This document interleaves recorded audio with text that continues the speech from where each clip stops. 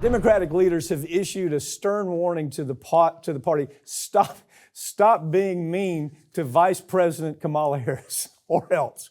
Well, but the party doesn't seem to understand that she is hugely unpopular, Farron, and she could cost them the next election. Here's the problem. Here's the visuals on it. You got a guy who's going to be, 82 or 83 by the time the next term would be over? You got her making decisions, and if you just take a little walk down her history, it's pretty scary. Because first of all, when it came to the presidential election, the primaries, you get 1% of the vote in California? She was the attorney general, for God's sakes, and she had such a ridiculous history of screw-ups that she got 1% of the California vote in the primaries. So now people are looking at this and saying, wait, she's one heartbeat away from the president. An 83-year-old guy walking around eating ice cream cones, maybe doesn't even know where he is a lot of the time, but she's one heartbeat away from that. What's your take on this story? Yeah, this is really bizarre, and it's important. Like, this came from CNN, so it's not a far-right website talking about this. Well, they're trying to move far right to try to get they're trying to get their audience back. But I think it is important to say this is national mainstream news at this point. Yes. And you had Elizabeth Warren, who made a comment recently, who said, "Hey, you're good with Joe Biden as president. You good with Kamala Harris as vice president?" She said, "Well, I'll leave that up to Joe." So then the party leaders got furious with Elizabeth Warren. I'll leave that up to Joe was not strong enough. Right. And so they're calling her saying, you got to apologize. So now Elizabeth Warren has had to leave voicemails and messages. Why is she doing that? To apologize. But why? If anything, she should be running for president. She should be a vice presidential candidate. She should Elizabeth Warren is fabulous as a political candidate. And she's having to apologize to Kamala Harris, who's lost, 3/4 of her staff? And her staff, the criticism is that she was lazy, she's disorganized, she's over her head, she's petty and mean. Those are just a few of the things that are coming from the staff as they move away from this woman. And Elizabeth Warren is apologizing? Don't you want to say, Elizabeth, you don't have to apologize. Jump into the race, run. You know what stuck out to me, though, reading through this article, because you see the arguments that the party leadership is making for don't attack Kamala.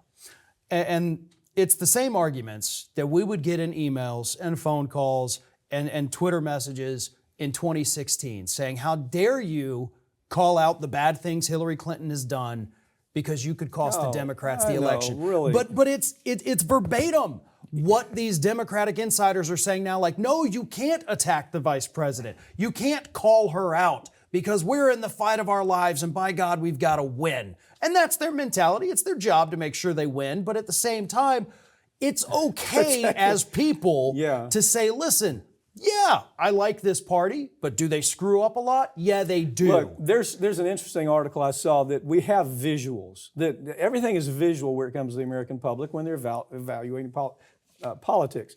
If I were to say to you, what is the visual of Dukakis? What comes to your mind? He's the tank. The tank, the helmet, right? He's driving in the tank.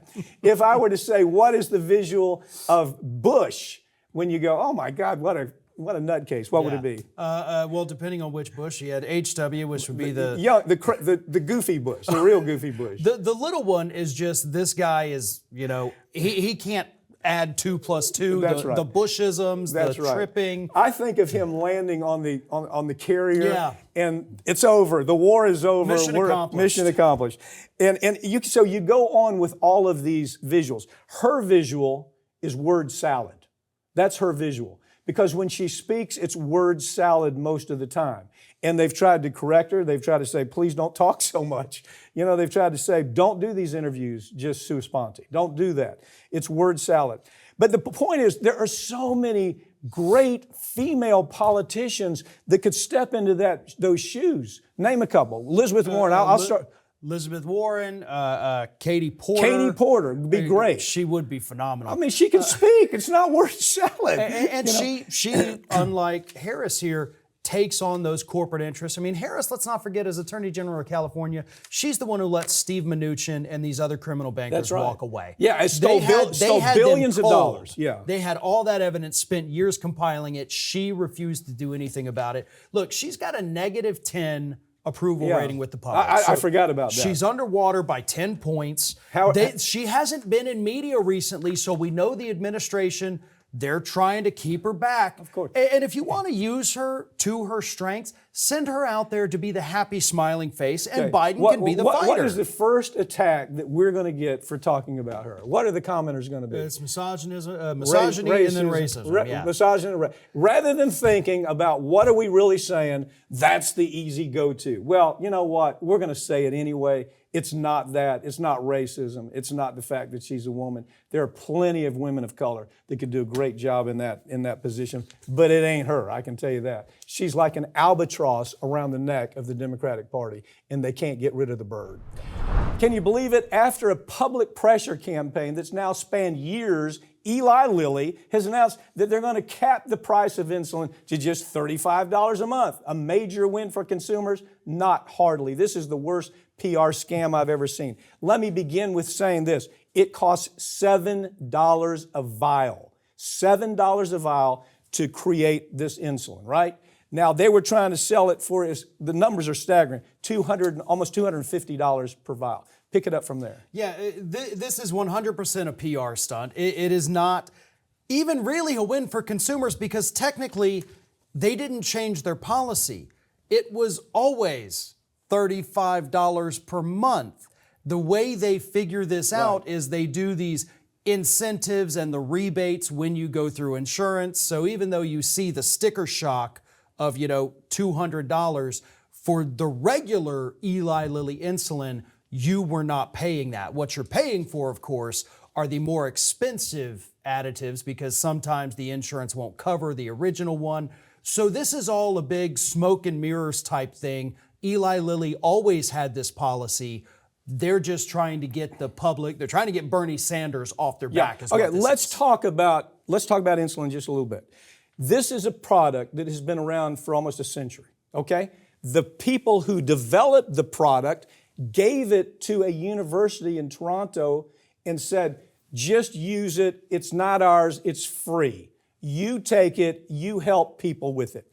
The truth is, then you had Eli Lilly, Sanofi, Nordisk, all of these awful people that run the pharmaceutical money-making process says, hey, well, we're going to buy it and we're going to make it so expensive that at some point people are having to cut down on the amount of use. They're actually cutting their use in half just so they can make it. Bernie Sanders comes out, he says, you got some splaining to do. As soon as they do that, they come in here with their lies. Their lies are this, this is expensive because of R&D. We've had research and development. There's been zero research and development. It's been around for a century. There's been no scientific advancements at all. It's the same product that character gave away almost a century ago, and now all they're doing is raping American consumers who are sick with diabetes, and we're not doing a damn thing about it. Yeah, and this is kind of like the Moderna story we talked about a couple weeks ago. Bernie Sanders threatens the CEO to explain why you're jacking up the price of the COVID vaccine. Then finally, Moderna's like, okay, we're not going to do it.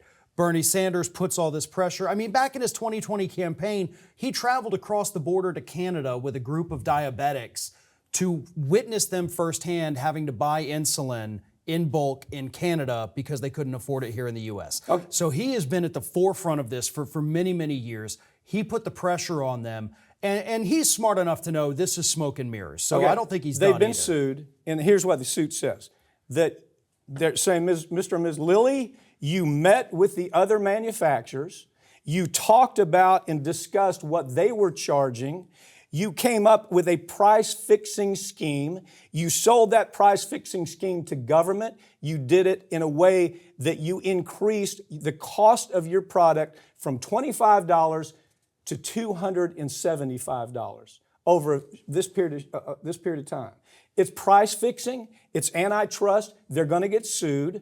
And you know what? I'm going to have the opportunity to take the depositions. Interesting. Just happens to be. I will be taking those depositions, and I promise they will be a bloodbath because there's no defense to what these folks are doing. And the very fact that they're making this look like they really care about us, that they're trying to really give us a break is nonsense. Right, and as you pointed out, it only costs $7 to make a vial of insulin. They would turn a huge profit if they turned around and sold it for $9, is what the reports tell Well, that us. was how it started out. Yeah. Started out, well, we're going to charge a reasonable amount because people will die.